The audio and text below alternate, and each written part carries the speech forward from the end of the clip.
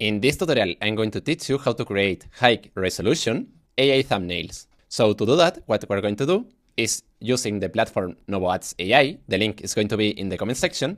And once you arrive here, you need to go to the image section. And here, we're going to use the following settings. Now here, where it says describe your image, we're going to use the following prompt that is going to be in the comment section.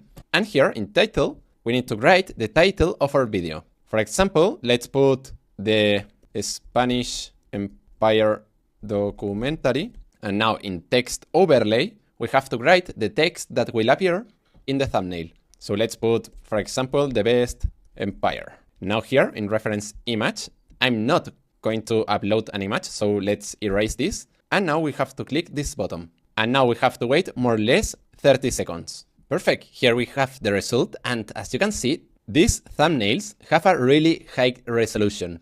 So if you want to try this platform, I want to tell you that you can try it for just $1, and the link is going to be in the comment section. So well, see you in the next video.